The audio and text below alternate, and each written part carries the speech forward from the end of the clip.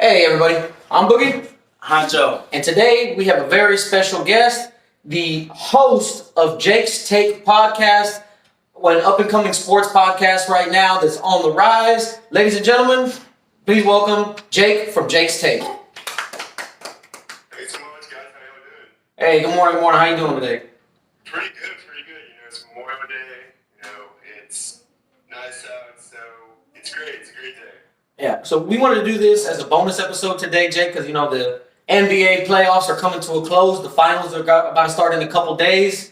And for those of you guys that don't know, as the time of recording this last night, Boston closed out the East. Thank you for my money. And we're about to go into the finals where it's the Golden State Warriors versus the Boston Celtics. So, Jake, who do you like in these finals, man? For me, I am taking Boston Celtics. I'm a big Jason and Jalen Tatum fan. Obviously, we've seen Jason Tatum just continue to grow and improve over the years, and you've seen Jaylen Brown, kind of do the same thing. So I'm liking this team, and I think they have a good shot. Obviously, they're a young team, and this is the first year where Brad Stevens isn't the coach. They make the finals without Brad Stevens. Yeah, that's true. Man, nice having you on the show. I'm a big all-around sports when it comes to a lot of stuff. And I'm sorry to disagree with you there, though. I am going with Golden State. I lost my money last night because I was going with Jimmy Buckets. And we know how that happened. They did a good attempt comeback. They just couldn't pull it off in the last few minutes. But it was a good game. I'm glad for the Heat. I'm a Jason Tatum fan. Brown, I'm not too sure on him. I'm not saying he's not good, but I'm just not a big fan of him. But Tatum's, Marcus Smart, and my two boys over there. But I'm going with Golden State in 6. I think I can see that. I think with this, Steph and Clay, Clay coming back from the injury, that was huge. A lot of people were really nervous to see how he would. He's, back to his, normal self. I mean, it took him some time, but he is comfortable. He looks good. Steph doesn't look like he's slowing down. Draymond is still Draymond. My big question mark is always going to be Andrew Wiggins. I don't know what it is, but there's just something that hasn't made me win over Andrew Wiggins yet. As a player. I don't know why. I believe the same thing. He's not. I don't consider him a factor. He plays his role when it's kind of needed. He do nice things, but I'm becoming a pool party fan now. With he is going crazy lately, and that's where I'm at. That's where my other support comes in for Golden State is pool, because he's really been showing up, just a rising superstar for the team right now. And doing a lot when it's needed. He's been counted on. And for Curry and Clay, I just feel for Boston, and this for the NBA and period, when them two guys get going, it is very hard to shoot with them. Now Boston kind of got a little size, but if I got all these speedsters and shooters and I'm switching and swapping with you, and I get your guys kind of in foul trouble, then we playing a whole nother game. Now y'all got to form to attempting to shoot with us. And, Draymond going to be there for the support, for the rally up, to get everybody shaken up and messed with. And, I got to see who the defensive player of the year guard. I'm thinking he going to guard Poole or Probably not put him on Steph, honestly. I don't think he can hold Steph. I don't know if he can hold Steph. It's going to be tough. That's what you're going to have to do. And also, speaking on Wiggins real quick, I mean, when you're the number one overall draft pick, you know what I mean? For what he's producing and the numbers that he's putting up and the inconsistencies that he's been showing and shit like that, man, he's honestly kind of been a letdown. For a first overall draft pick, you know what I mean? You're definitely not where you should be, I think. Especially now, it's been 8 years that he's been in the league? And he hasn't just shown consistency to where, Andrew Wiggins is a household fucking name. I'm not saying he's not doing good, but I definitely need to see more out of him, especially if he's going going to be going up against these killer initials, you know, JT, JB, and MS. Like, if you're going to go up against these three dudes, man, you got to show me something. Because let's be real. I know that you have a segment, a thing that you do on your podcast, Jake, where it's a what if. I mean, we would be having a completely different discussion if Jimmy Buckets would have made that three when it was still 98, 96. Now you're up 99, 98. Yeah. I think with it too, you know, with Andrew Wiggins, he, you know, has had 2 years of relevancy, really. Yeah. And that's kind of where, you know, I respect all athletes, you know, anyone who can make it to the NBA, anyone who can make it to the NFL or MLB, that is huge because it is so hard. Mhm. But I think with him, you know, they brought him into Minnesota as the #1 overall pick. Then the next year they bring in Cat, and you know they ship off Andrew Wiggins, and you know they do extremely well with Cat, with Anthony Edwards, and these are multiple first overall picks. Yeah. So it was if Andrew Wiggins wasn't a factor, but you put him on a team where you're getting a healthy Steph Curry, a healthy Klay Thompson, and now he's an all-star, and it just was so puzzling to me. But see, I think that Golden State, with their whole team, that gives him the capability to be an all-star. You know what I'm saying? Because let's be honest, if he was shipped to another team, like if he was shipped to what? To the Lakers. I wouldn't even say the Lakers though, because honestly, he would have definitely helped improve the Lakers. I mean, because then you wouldn't have really needed Russ, if we're being honest. I'd take Russ over Wiggins. I mean, listen, bro, not right now. The way Russ has been playing, I would not take Russ. Russ have a bad year, people take away his career. I'm not taking away his career. I'm not saying that he's great, but you have to understand, though, he's also on the downslide of his career, and he showed us last year, bro. Actually, he showed us really throughout his career that he can't get it done. KD left him because he said, I can't get it done with this guy. Went and won 2 championships with Golden State, and then went up to Brooklyn. You know what I'm saying? He went to the Rockets. James Harden is like, I can't fucking win with this guy, and left. Think about it. Where has Russell actually done anything? Russell Westbrook done anything where he's gone? Where he's shown you, besides Mr. Triple-Double, that he can close and win a fucking finals. He can't make no team. But with that, I don't take away anything from him in that aspect, because if we do, it's a lot of more stars you can claim in that same way. Yeah. It's a lot more stars, but they're all superstars, and they're all like, they can help in certain areas, but you're facing certain people and certain teams that squash you. As far as Brooklyn, you know, I was rocking Brooklyn all year. I'm a KD fan. That is my favorite player in the league right now. KD, Kyrie, I'm like, this is over with. And then James Harden for the little small moment, I really was a huge fan, thinking that nothing can stop them. And surely, we seen how that turned out, and they get swept. Because look what happened, though. They were voted the most dynamic duo in history in basketball. And who beat them? The Boston fucking Celtics, bro. I think the Celtics are just overall a better team than Golden State. And we're just talking about finals right now. I think they're overall a better team than Golden State. Because let's be honest, though. They know how to draw fouls. So, Draymond, you really got to be careful. You know what I'm saying? You can't even really start him on Jason Tatum. Because if you do, he's going to get into foul trouble. And we know that fucking, you know what I'm saying, Draymond does not get the benefit of the doubt. We've seen that from history. With guarding Tatum, I think it's going to be Poole or somebody off name. It ain't going to just be one of their top 3. Because they know Tatum going to draw fouls. Brown going to draw fouls. Yeah. Brown in second hand, so I'm giving Klay for Brown. I give Poole for Tatum or something like that, or swap them out. I wouldn't just play one-on-one with everybody over there. I mean, I think they're probably going to do what they did the same things with the Suns, because the Suns have a lot of similarities to the Celtics, where I think that they're just going to have to play full court fucking press. You know what I'm saying? And just make them earn those buckets in the beginning of the game. Because, you know, when it comes to a 3-point shootout, bro, Boston ain't going to win that. You know what I'm saying? The Golden State has snipers out there. We already know that shit. From the 3-point line, man, they got killers. They got, like you said, they got Poole, they got Curry, and they got Klay.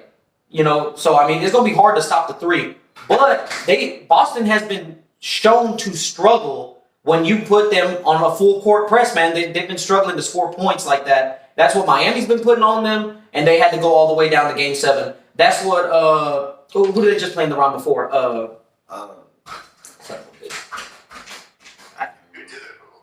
Right, I cannot remember right now on the top of my head because I think it was the Sixers. Yeah, they put a full court press on them. You know what I'm saying? Where honestly, I don't think they should have struggled that much, to be honest. I mean, you didn't have Joel Embiid for a couple games for that, but I mean, Listen, Joel Embiid, for whatever you think about him, was definitely in the running for MVP. Yeah. You know what I'm saying?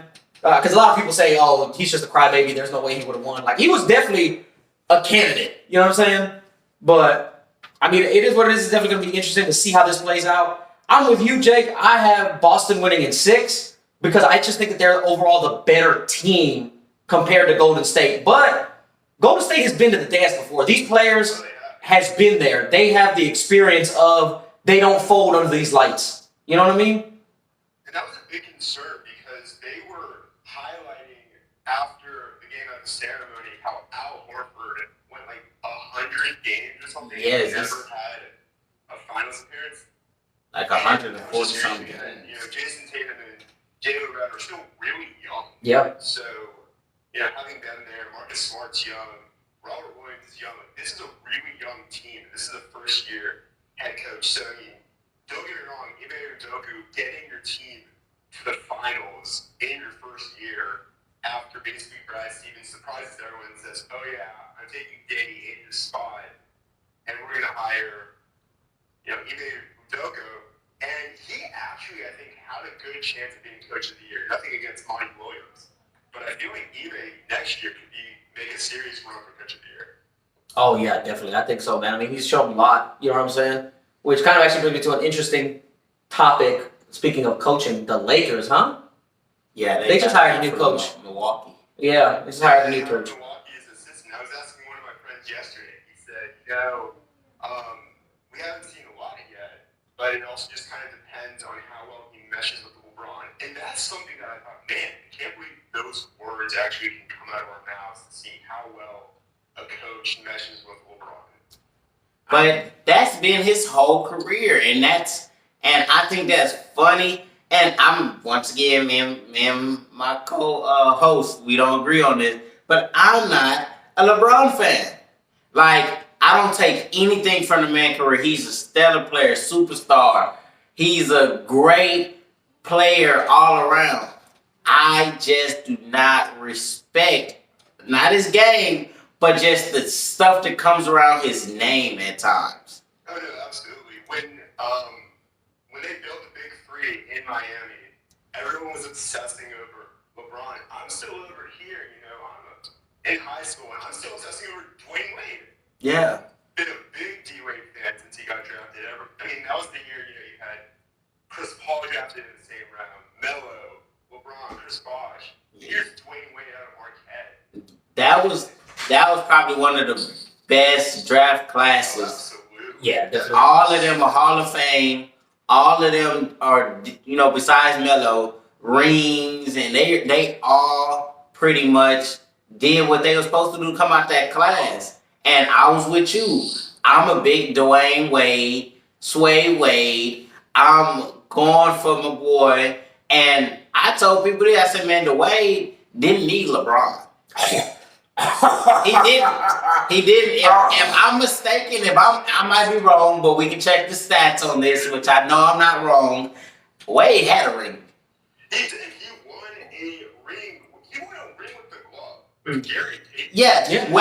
Wade had this ring already, so it wasn't like, but hey, Bron, I need you here to win a ring. Bron was like, I'm gonna go over here with the Sway Wade group and make something of it. Hold on. He got a ring. Hold on. LeBron didn't ask for that trade. They wanted LeBron. Everybody wanted LeBron. Of course, but you Yeah. can't say. No, I can't say LeBron wanted to go there. I'm not saying that. What I'm saying is that you can't say that LeBron was not there, that they still win a ring. Because respectfully to the glove, he was leaving the next year. They needed somebody to fill that spot. But I can also say this.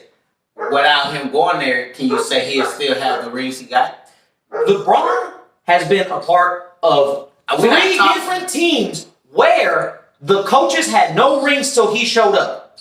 He gets them a ring, they go coach somewhere else, they don't get another fucking ring. They have one in mind. You can't tell me that that's not nothing. No. That coach that was there, that was his first year. He didn't have a ring without LeBron. Well, that was his first He year. didn't have a ring without LeBron. That was his first year due to him, just being his first year. But Like I said, you have a brand new coach. You lost one of your top players, and now you have D Wade, Chris Bosh, and fucking LeBron, who to me, Jake, is the GOAT. I'm gonna be honest with you here, man. And we can have that debate also, but I think LeBron James is the fucking GOAT. And you can't say, man, that every team that he went on, he did not transform. The Cleveland Cavaliers, he played with basically nobodies, bro. His next biggest name player was Della Vadova. Who, by the way, what team is he on now, guys? He's not on the Olympics. Exactly. That's what I'm saying, bro. He took Della Vadova to a finals in a dub. You cannot tell me, bro, that LeBron does not transform a team that he's on. You cannot say that. I'm not taking anything away from D-Wade. I'm not saying he's not a great player, and I'm not saying he doesn't deserve his flowers in his role for winning that finals. But to say that it's overhyping LeBron is insane to me. Because look, I don't think LeBron. You can say I don't know. I feel like the three teams LeBron went to when he was with Miami. Wade had a ring already. Wade was a stellar player already. And yes, LeBron, Bosh, and Ray Allen ended up coming over there and really sealing the game for them. Cleveland, he showed that he can do it, but who did he also have over there? Kyrie and Kevin Love. They played a major role in his win over there. I don't really say Kyrie won. I really say Kyrie won over there for them because Kyrie was throwing stats up also. And then going to the Lakers. Well, the man made that to me, that Laker win was kind of like because it was the whole bubble. Not everybody was really just huh? The Mickey Mouse ring. I've heard you call that. Yeah, because it really wasn't just that kind of year. And you got AD over there, you got nice players, and y'all win the ring. I don't take nothing from it. No, I'm from LA. That was one of my favorite teams. I'm a huge Kobe fan. That's the GOAT to me. And I feel like whatever team he goes to, if they win a ring, it was all because of LeBron. They don't even look at the support and the help and all that other stuff. They said, oh yeah, them guys had a good year, but LeBron had a superstar stellar, the greatest year of his life, better than he was 35. I'm sorry, he's the best 36-year-old. But in clutch moments, other players have stepped up and did something for him. I can't name his stats. Hold on, no. Can you answer me one question? Who was the finals MVP in both those rings? I'm not worried about that. I'm sorry, it was LeBron James. Okay. You can't say, and first off, talking about Kyrie, no, because you spoke, let me speak. Talking about Kyrie, the man made one fucking shot, okay? If you're going by that, Steve Kerr's the fucking GOAT. Michael Jordan didn't make that last fucking shot. There's plenty of times Kobe did not make the final fucking shot. And this is crazy. Statistically, LeBron James has the most final clutch shots in NBA fucking history. That is a statistical fact. That is a fact. Like in what? Playoffs, finals, regular season and playoffs. He statistically has the most clutch shots. That's what I'm looking at. That's how I know that. And listen, check this out, right? Which final do you want to go to? 2012 or 2013, LeBron? Where he won both MVP finals. Let me see the stat on the shot. So I just want to show you something. This is just me. I like the man game. I don't take nothing from him. He does great. He makes shots. He does a lot for whatever team he's on. I just feel like when Kobe won with Gasol and Bynum, it was the talk of them three, how they all did good and all that. When who else he went with? Shaq, all that. It wasn't just Kobe dominated this, Kobe dominated that. It was around his name wasn't how they put it around LeBron's name. Because LeBron transforms a team that he's on. Listen, I'm not taking anything away from Kobe. I'm not taking anything away from Jordan. But you're not going to sit here and disrespect LeBron James, who has transformed franchises. You cannot say that man not being there did not help Miami. If LeBron's not there, do they still win? Jay, I know you like doing what ifs. If LeBron is not on that Miami Heat team for those 2 years that they won those rings, do they win? That's the thing. I think in obviously, let's see, they made the finals against the Mavericks, which that was kind of a weird situation. I don't know how they ended up losing. Yeah, that was crazy. But against the Thunder and the Against the Thunder, I feel like with that, I think they would have. Well, they definitely needed LeBron in 2013. Remember when he lost his headband and he basically goes off against the Spurs in Game 6? yes, I do remember that. They definitely, I think, needed LeBron then. For 2012, that's the thing that I'm trying to figure out too, because you had KD, Russ, James Harden coming off the bench, which I still don't know how they got away with that. Yeah, that was ridiculous. Kendrick Perkins, Serge Ibaka, really dominant team. So I feel like with that one, that could have been kind of a, if they don't have LeBron and just have D Wade and Chris Bosh and Mario Chalmers, then that might be a no. But they needed LeBron in 2013 because they struggled against San Antonio. I remember watching that and thinking, oh man, Tim Duncan is really making LeBron uncomfortable. Manu is walking up, and then there's Kawhi, who no one had really paid attention to Kawhi yet. Yeah, he wasn't the 2-time Defensive Player of the Year yet. No, he was not the Kawhi yet. He was just Kawhi Leonard. Yeah, exactly. But that's what I'm saying though, man. I don't like the LeBron hate that he gets so much. But I mean, he is a transformative player to any team that he goes to, and I mean, he's been to 10 finals in the 17 years that he's been playing. And people act like that's just peanuts. Like, that's like not shit. And I'm like, that's extremely fucking difficult. Hello? I think with it too that LeBron, made those teams definitely great. I think it's also that people now are looking at it as the LeBron as the GM, LeBron as the owner. So like calling him the GM, Yeah. the owner. I think that's kind of where some of the disrespect comes from because I remember, and I have friends from Cleveland, when LeBron went on TV and made his decision, you had people in Cleveland in tears. They were so mad at him. Yeah. And then he comes back a few years later, and they're so confused. They're saying, whoa, you just hurt us, and you're coming back. And then a few weeks later, they're all cool with it again. And then he leaves again. But in a sense, that 2017, 2018 year, that was kind of J.R. Smith's fault. Yeah. That was really J.R. Smith's fault. Yes, definitely. I totally agree with that. And like I said, everyone hypes this praise up on Kyrie because he made one game-winning clutch shot, which Kyrie leaves because he doesn't want to be in LeBron's shadow anymore. and he goes to Boston, and what did he do? Nothing. They had something going with Isaiah Thomas, and then he goes to Boston. They draft Jason Tatum. Jason Tatum showed as a rookie. Yeah.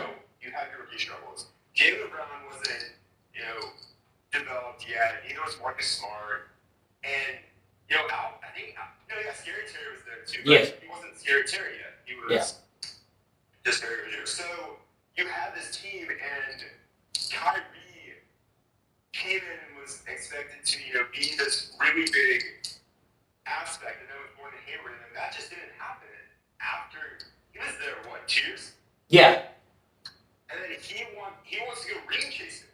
Yeah, well, remember, he told Boston, he said, I'll come back if you guys are gracious enough to have me. They were working out a contract, and then KD called and said, hey, I'm going to Brooklyn, come with me. He said, bye, Boston. I don't give a fuck about you. It was not handled well, and now with this, seeing that Kyrie left, that really helped Boston. Yeah. Because with Kyrie leaving, Jason Tatum took that next step. Marcus Smart was taking, multiple steps. They get Al Horford back. And yes, I know it's so weird for me yesterday to see Al Horford taking threes. I don't know why he was doing that. He is a center. But they get Al Horford back, and you see the overall development of this team. And it's, wow, this team didn't need Kyrie the way we thought. But they needed a guy like Jason Tatum or a guy like Marcus Smart Also, I keep forgetting that Marcus Smart's hair is green, and that just might be a new thing. That's my boy. I like Marcus Smart just because he's a good player to me, and then the energy he also brings to the team. He reminds me a lot of Draymond, actually. Say that one more time, Jacob. Sorry. Draymond with that defensive ability. Yeah. Oh yeah, no, yeah, definitely. Listen, man, he lost to arguably one of the greatest teams in history, and people act like, oh, but you're LeBron though. You're supposed to win that. You're supposed to win that. And by the way, I'm showing Tommy a stat line right now, Jake, which shows statistically LeBron James has the most clutch shots made in history of all time. The only person that's behind him is Vince Carter. Interesting, isn't it? No, it's not That's interesting. pretty interesting, too. And I was another thing, too. I really wanted to see Vince in the finals. I think it was the Magic, right? Was he? No, Raptors. He and T-Mac won the Raptors. Yes. Together. Yes. And I was watching that video of, T-Mac finding out that they're cousins. Yeah. And one of the comments says, and they deserve to bring a ring to Toronto. Obviously, that's a different story. But Yeah. that's the thing that's so great is that with LeBron, he has done really well. But I also think that 2017, 2018, he carried that team in the playoffs. Oh yeah, put it on his back. Yeah, he definitely put that team on his back. It was Greg Jennings with a broken leg. Yeah. Yeah. Like I said, people forget that shit. You know what I'm saying? That's my thing, right? Listen, I'm not the one pushing over here that I'm like, oh, LeBron James go, LeBron James will go. I really ever hardly talk about it because a lot of people don't like hearing it.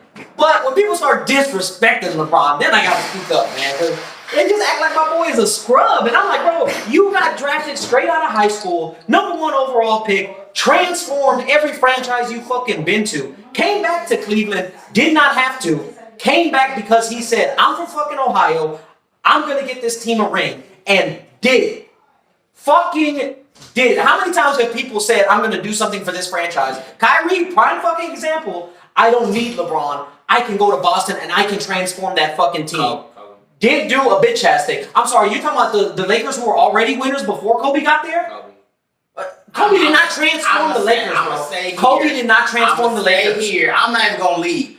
This is my team. I don't care what up and down coaching. I don't care what we going through, what players we have. This is my team. I'ma stay through the bad, and when we get to the good, I'ma support it. We're gonna be here. It's interesting to That's say that. also my thing. It's interesting to say that LeBron, when you come into a winning franchise. It's interesting to say that. Where when you're Kobe Bryant, you can sit down for your first 6 years. You don't even fucking start.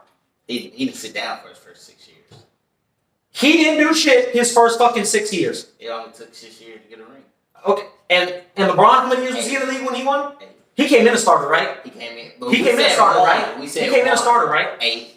He came in a starter to Cleveland, okay? Which, by the way, Cleveland had a top 10 pick, and ever since LeBron joined that team, he's never been part of a team that's had a top 10 lottery pick in the NBA. Well, I mean, you have to look at it too. I mean, they drafted Anthony Bennett. I don't know who that is. Exactly. Exactly. I don't know who that is. That 2013 draft was rough. I mean, if you were to look at that 2013 draft and tell me right back then that this guy from Greece is going to be the best player out of it, I would say, wait, how do you pronounce his name again? Yeah. It's I pretty. mean, that draft, that 2013 draft produces Oladipo and Giannis. Yeah. Oladipo has been a really solid player. And Giannis is, one of the best players of the decade. Yeah. But I remember so many people were really hyped on this class. And I mean, that was such an underwhelming class. Yeah. A lot of people have not performed coming out that class. So I think with it, I mean, LeBron has definitely been a big part of the game. He's done amazing things, and he was a big, thing with the super team. You think of the 2000s, and you get Ray Allen, Kevin Garnett, and Paul Pierce pair them together, and they become the big three. Or in that episode, Scott Van Pelt, the Boston 3 party. I don't think I ever called that, but it was still cool to say. And you saw the super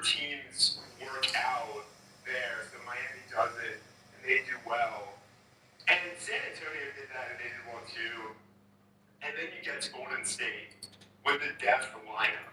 And it seems that they keep, Steph, Clay, and Draymond, and then they're changing out the other parts. They lose Harrison Barnes, and who did they put in? I think wasn't Iguodala? Maybe it was Iguodala. Yeah, I think Iguodala was in there for a second. And then it was KD. Because KD. Oh, that was another thing. Oh man. That three was ridiculous. It was crazy because, and this is nothing against Draymond. Draymond is always going to be known for his defense. He is someone who is, a dynamic player. He's known for his defense. But if you're saying Draymond's going to shoot the three, I'm going to say why? Why is Draymond trying to shoot a three when you have two of the best three-point shooters all the time?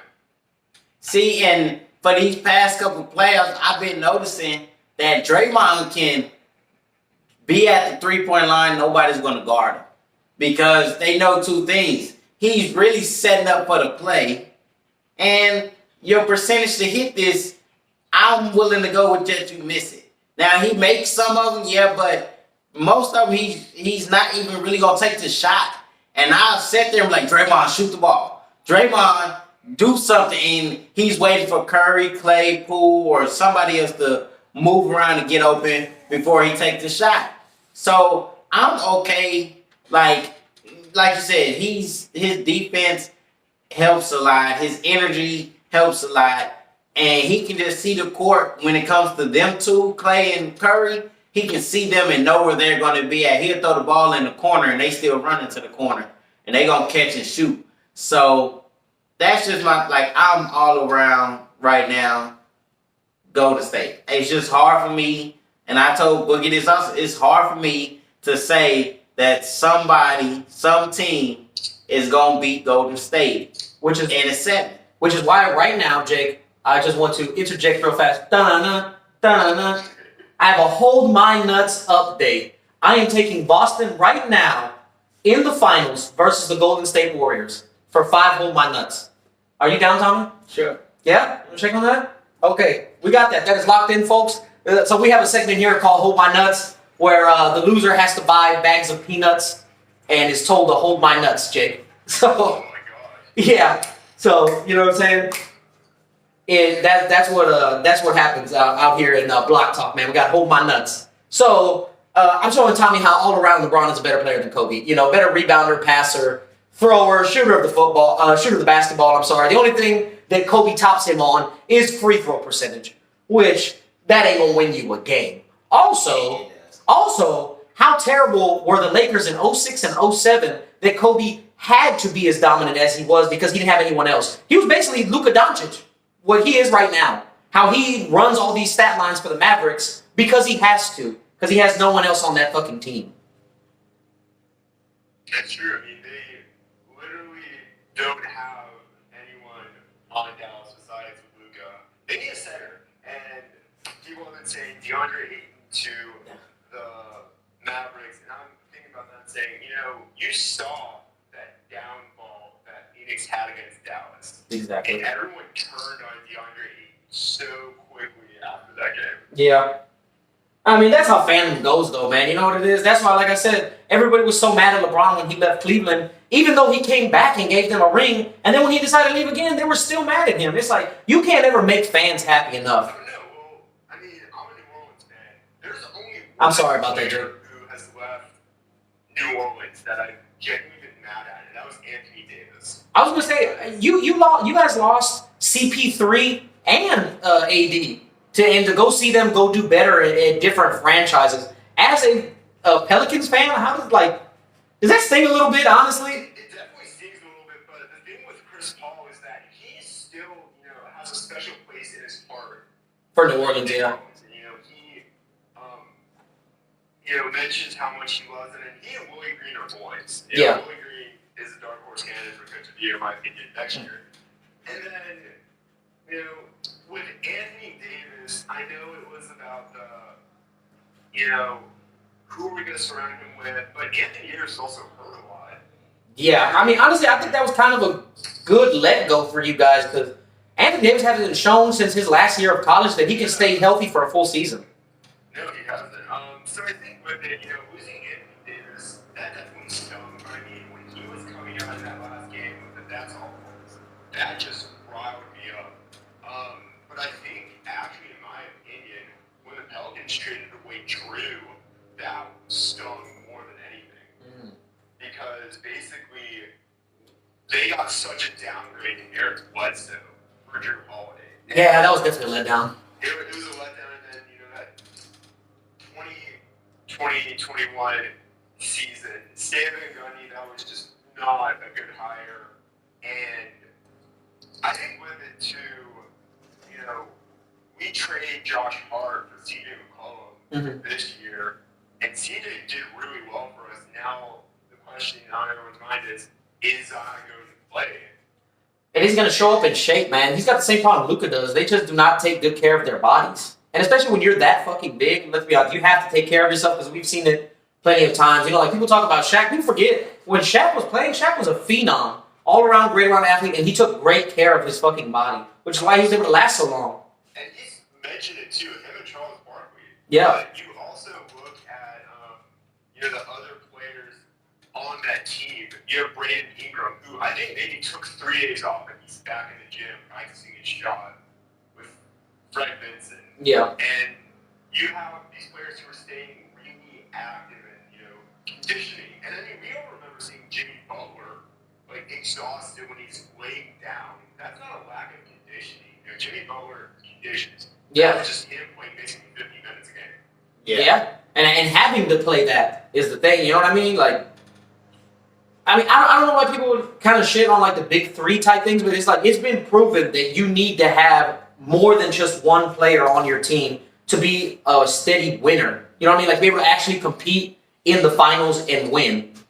Oh, absolutely. I mean, you saw how in Portland they just had CJ and Dame, and the two of them couldn't get it done. Obviously, that was prime Warriors and Dame time too. But they show, and then when CJ comes to New Orleans, everyone's concerned how's he going to pair with Brandon Ingram because this is his team. And yeah.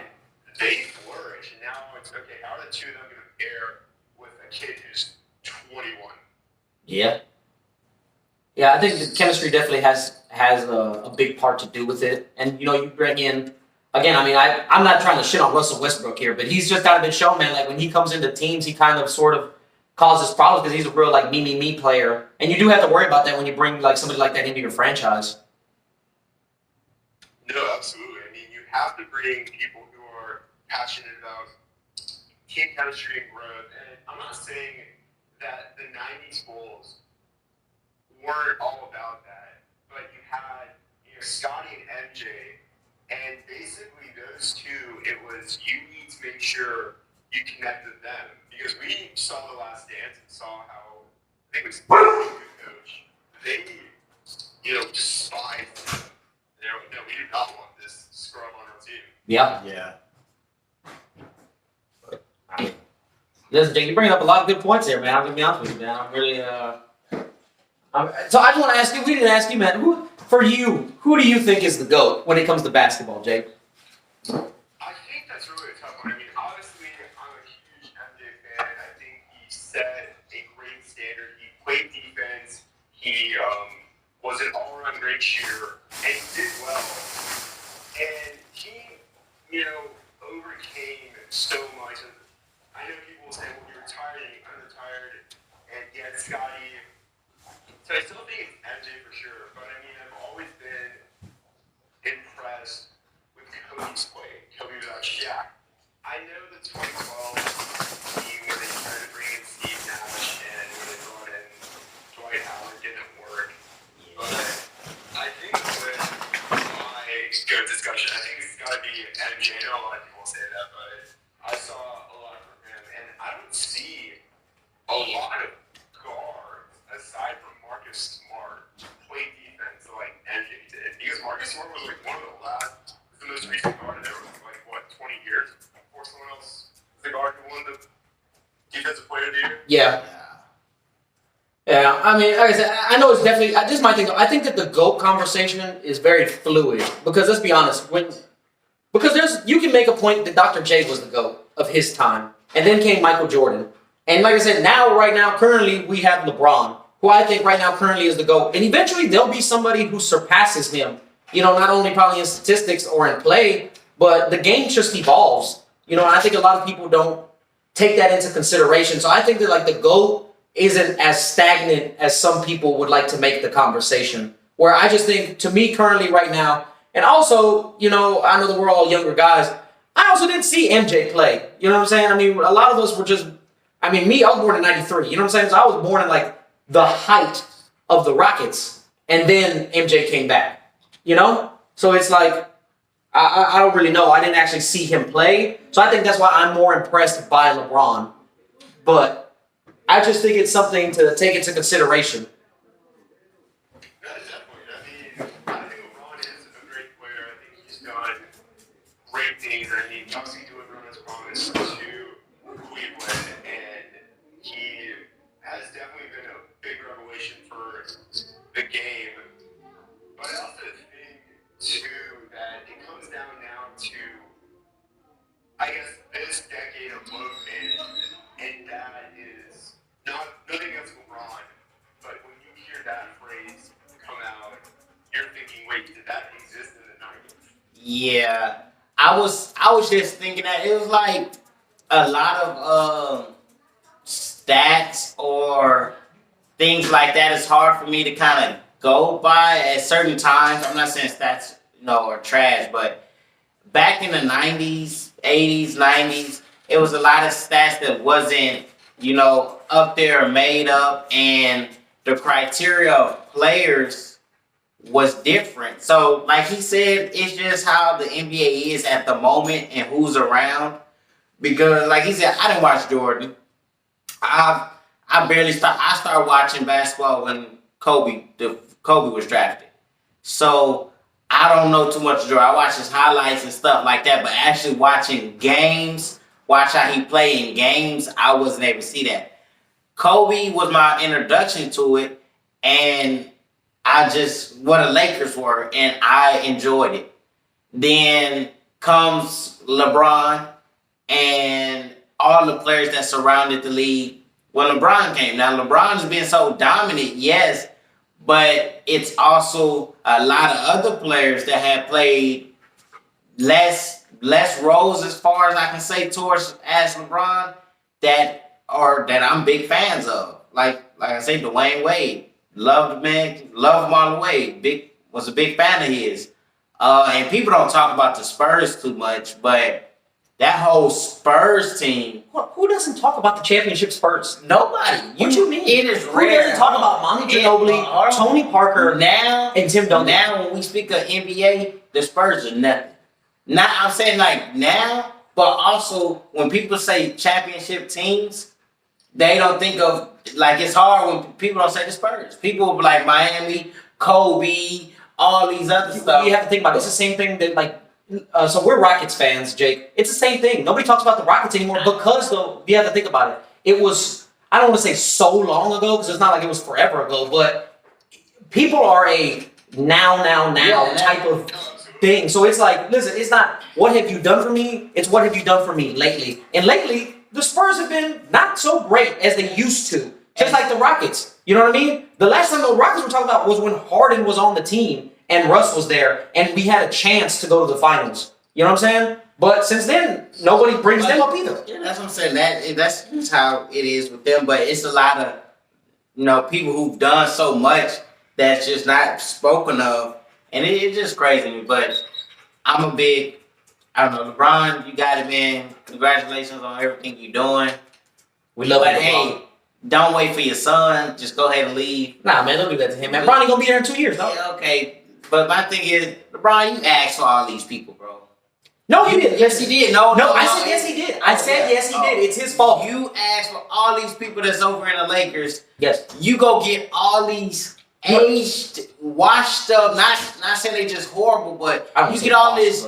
You get all these people who came out of your draft class down there or close to your time frame, and you think because they got the experience and all this that y'all just gonna dominate. Right now, these young killers are dominating the league. and you're giving away all these young killers for these older vets, and then y'all do so horrible. Then he and made it to then play him. when they say it's time to trade people, it's everybody LeBron picked. And then people went stupid crazy on I forget who said it on the sports talk, but they was like, maybe they should think about trading LeBron. The world went crazy. Because that's stupid. Hold on. Why would you trade LeBron? No, so why would you? But I'm Thank you. I'm just saying That's a what they crazy was saying. point to bring up, though. Why? What you mean, why? Why? LeBron James, Why? arguably, right now. So just because of what you did for me before, I can't trade you now. What you mean? Literally, fucking 2 years ago, he won you a championship. So I can't trade you now. Why would you? The Lakers are not going to trade him. The only Because person, of his name. no, the only person that wants his traded is Phil Jackson. Who this nigga didn't do shit. He came into 2 winning fucking franchises. Fuck it, Phil Jackson. Nigga, Phil Jackson has rings. One of the greatest coaches. Listen, okay, one of the greatest coaches, right? But as a GM, what has he done? When he went to the Knicks, go ahead, tell me the players he had at the Knicks that right now did great. I'm not speaking on GM status. That's what I'm talking about. I'm saying the only person that wants LeBron gone is the GM, Phil Jackson, who is known for picking terrible fucking players and making terrible trades. He ruined the fucking Knicks. I mean, listen, they weren't that good anyway. But let's be honest, he definitely let them go into an even bigger slide into the fucking crapper, bro. But he did Everybody great wants to with the remember, Bulls. oh, Phil Jackson coached the Lakers. And the LeBron and, hold on, Kobe and fucking Shaq were already there. Everyone talks about, oh, he was there with the Bulls. Michael Jordan and Scottie Pippen were already fucking there. And they just got Dennis Rodman. I still gotta coach you. Motherfucker, what does that have to do with the GM position? What I'm saying is this, people bring up coaching. I'm talking about him as a GM. As a GM, he's a shit fucking GM. You should not listen to a man that ruined the Knicks franchise. Why would you want to get rid of LeBron? That is stupid. No. I didn't hear him say. No, we're gonna do it. Jake's take. What if? If you get rid of LeBron, who do you get back for LeBron that's worth fucking LeBron? That's an actual good trade. Because you're gonna get rid of everybody. Your franchise is fucked. You pick any other team who is like, hey, LeBron, we're trading you to the Celtics. The Lakers are going to want back who? Jason Tatum, Jaylen Brown, and Marcus Smart. Who the fuck else you got now over there? Because you're going to need big names for LeBron. Come on, bro. You can't tell me that LeBron isn't going to go for big money and big names. I understand that. Not nothing against that. Yeah, I didn't say trade LeBron. You bashed No, me. because you're here defending it. You're like, I heard it. And why would you not trade? And you said, why not trade him? So I'm telling you, why not trade him? So you trade. Okay, where do you trade him? Where do you trade him? Anthony Davis and Russell Westbrook. You trade all three of them. You're not going to get nothing to that caliber. First off, you can't trade Russell Westbrook. Why? You got $47 million wrapped up in him. You can't get rid of $47 million because ain't nobody gonna pay that shit. But what I'm saying is, these were the conversations that was on SportsCenter. Also, Trade LeBron or trade the other three people. why would you not trade Carmelo Anthony? I'm talking about all three. He'd be cheaper. All three. He'd be cheaper. You're going Okay, all and you three. could trade one superstar for another superstar. AD, we just talked about it. Notoriously hurt all the fucking time. Is he really gonna hurt the Lakers if he's gone? We don't know. He was there for the ring. He helped win the ring. I will give you that. I will concede that point. He was there for the ring.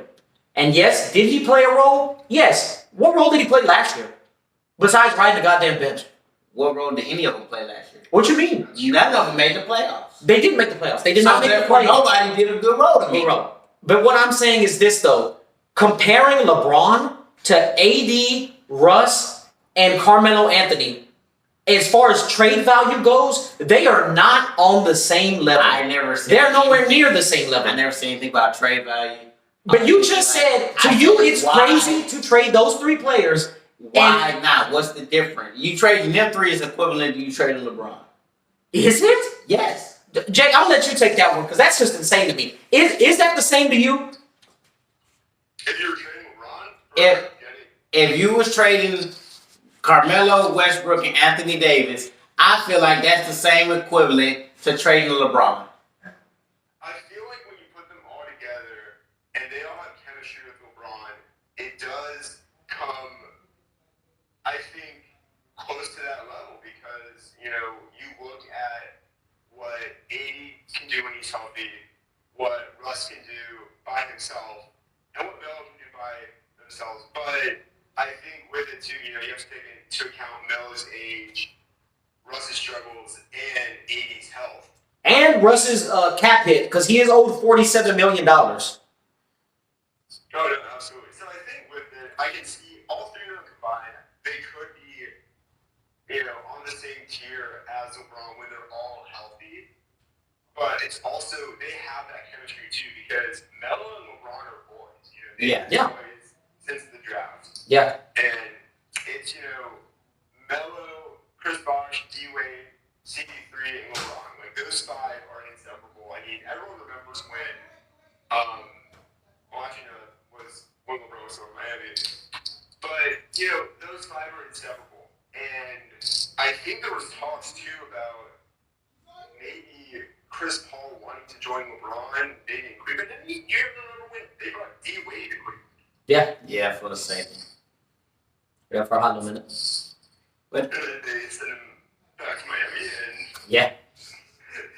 So I think with it, it could be something where, if you have them all healthy, if you have them, within their standard value, they can't come close. But if you trade all three away and keep LeBron, then who do you have to work with LeBron? Because all of those people on the team, no one knows who they are.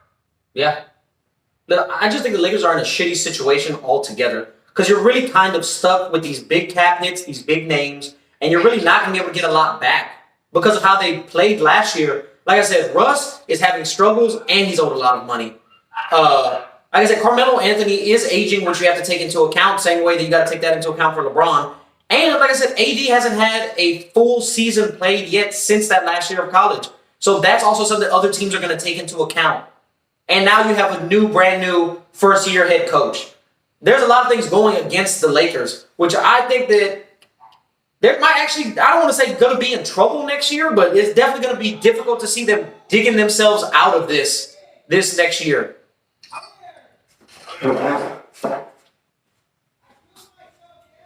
Yeah, but I don't know. I like to see how it comes about with them. I'm not against it. Like I say, I've been a Kobe fan since the beginning, so that makes me a Lakers fan.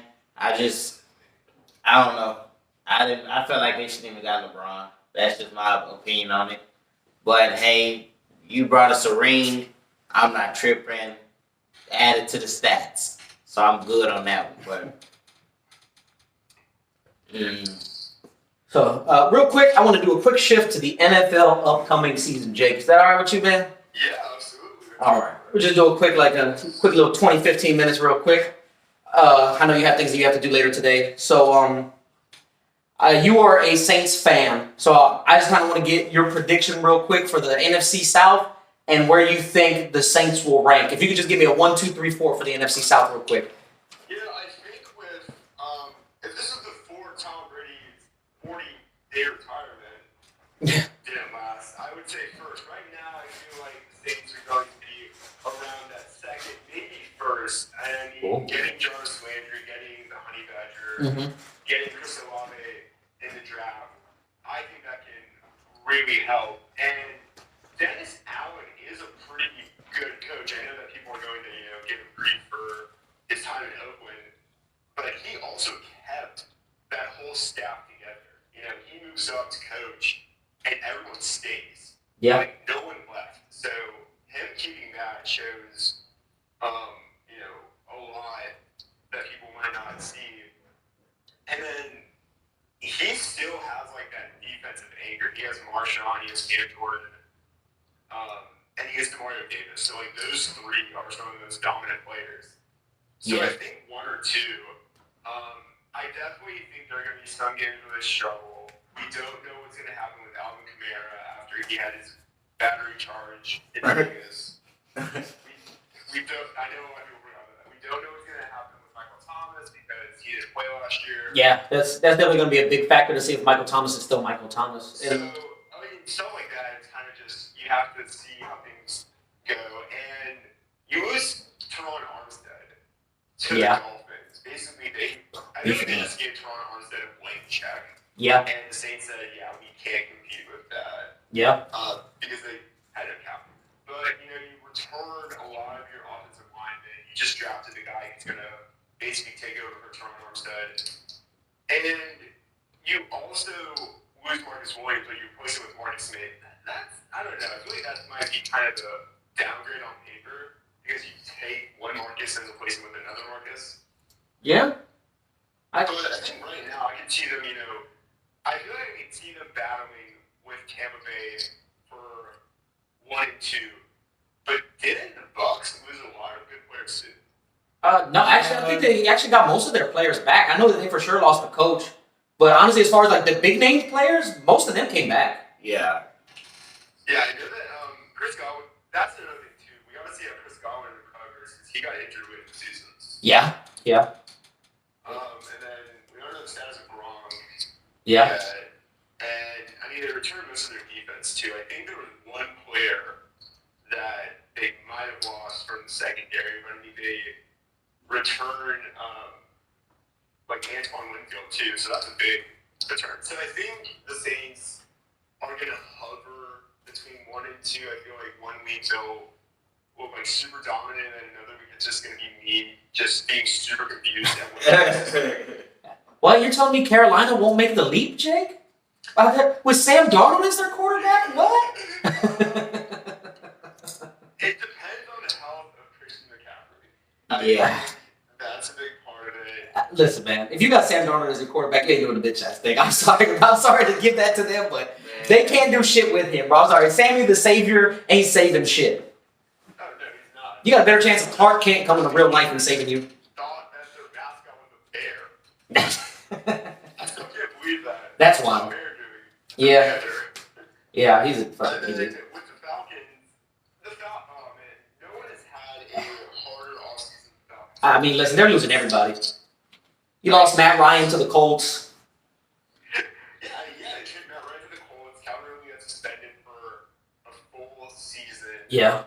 And you basically don't have a lot of players that people recognize. And then with your first round pick, you draft Drake London, who was rated most people's number 4, number 5 receiver when Chris Olave is still on the board, Jameson Williams is still on the board, Garrett Wilson is still on the board. Yeah. And you draft Drake London. And it's just really up in the air. So I think with the NFC South, I think it's still going to be between the Bucks and the Saints.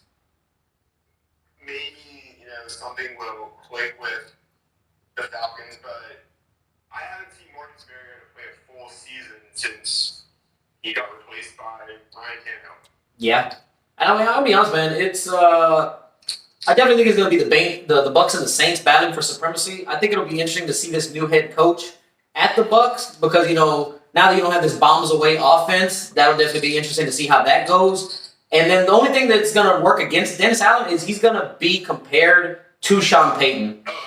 So if you don't get it clicking right away, people are going to automatically start writing you off as a failure, which is unfortunate. But let's be honest, man. Again, everybody has a week-to-week mindset when it comes to fandom in the NFL, where it's like, if you didn't win, it's your fault, and this is why. So there's going to be a lot of pressure on Dennis Allen as a first-year coach, but it'll definitely be interesting to see. And luckily, like you said, man, Atlanta's probably a fucking wash, and Carolina looks like they're not getting their shit together. So I kind of, if I'm being honest, wrote them both off personally. So it'll definitely be interesting to see them go head-to-head with the Bucks and see how they do, because there's something in the Saints organization, man. They also got the Bucks card over there. Yeah, I still do not know how the Saints shut out the Bucks and didn't even score a touchdown. That's still crazy to me. And I think with this too, they are going to compare Dennis Allen to Sean Payton. But I also feel like too that Sean Payton had to have some influence on the Saints promoting Dennis Allen. Yeah. Because I think it was between Dennis Allen and Eric Bieniemy. Yes. And the thing that was, I think that ultimately won was that Sean Payton said, we want an internal hire. Mm-hmm. And if you bring in Eric Bieniemy, Pete Carmichael might be gone, and Chris Richard might be gone, and who knows, Dennis Allen could have been gone too. So I think they wanted to keep everyone together and make Mickey Loomis had to have an idea about this of why he said, I want to go with this guy who's been our defensive coordinator versus the hottest name in the coaching market. Yeah. No, definitely, man. I mean, it's definitely going to be interesting to see the way this season plays out. And as far as like draft picks go, you know, we said it on our draft show.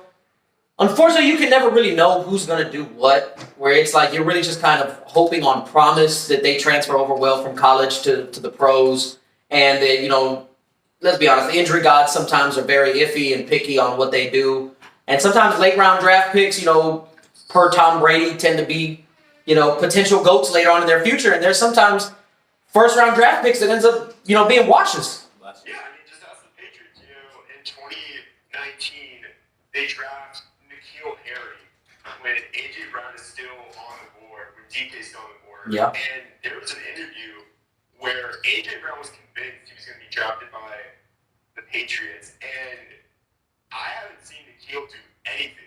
No, he's been very unspectacular, honestly. And he's not putting in the work. And then Bill Belichick goes out and gets Kendrick Bourne for Mac Jones. Mm-hmm. And that becomes his top target. And Jacoby Myers, who wasn't even drafted and came in 2019 with N'Keal Harry, is outperforming him.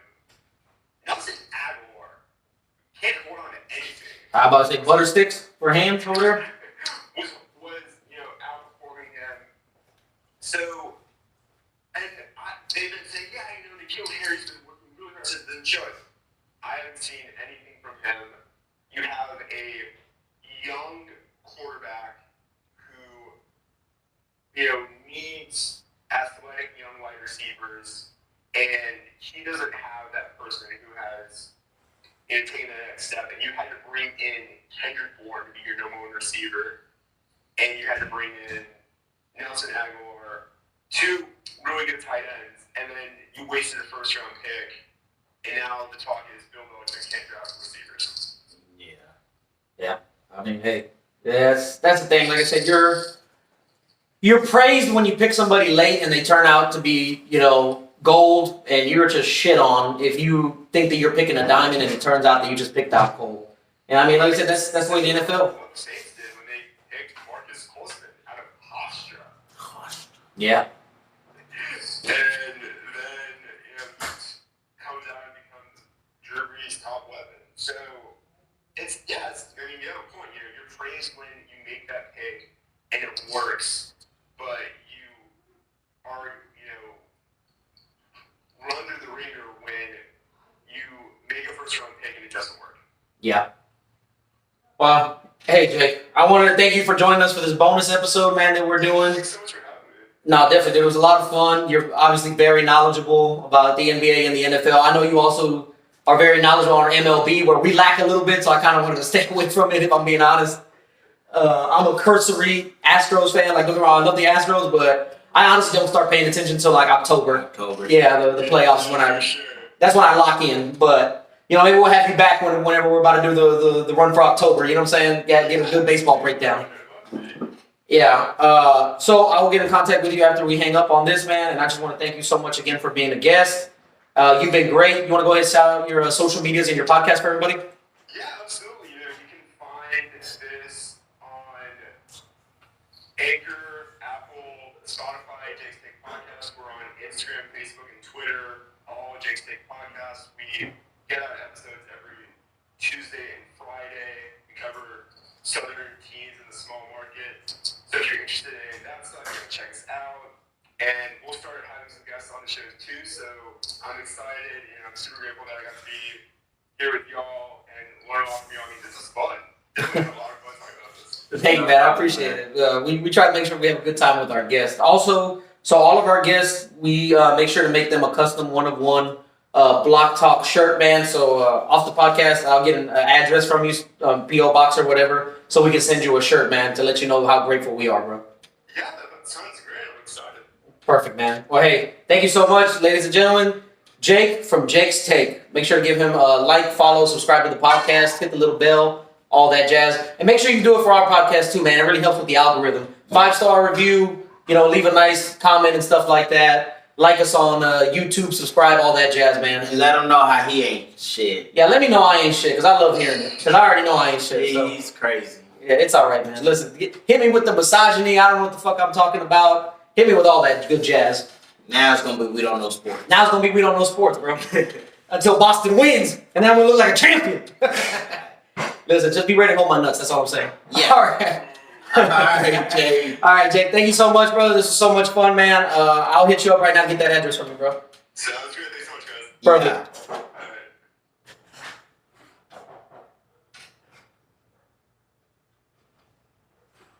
All right, guys. Well, that was a great podcast, man. Another great interview with another great guest.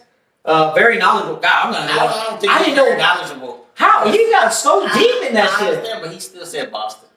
Hey, get the fuck out of here, man. I Listen, don't think that was very knowledgeable. Listen, I Jake, think- I ain't saying I think what it is, I think it makes you nervous because you're like, fuck, I'm the only one going for Golden State. Just like I'm the only one going for Miami. No. And it makes you nervous. And it's okay. I love that.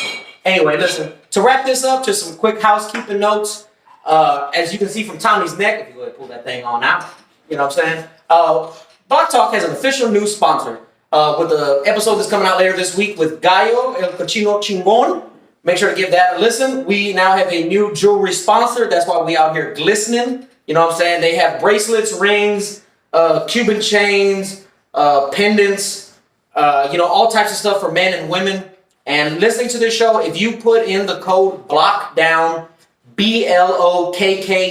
BLOKKDOWN, all one word, all caps, into the coupon code at checkout, you'll get a special 25% off. And you're letting them know that we sent you over there. Balanzi London, man. Balanzi London. You can go on their website, balanzi.com. That's BALANZI.com. Thank you guys so much for listening, and we'll see you next week.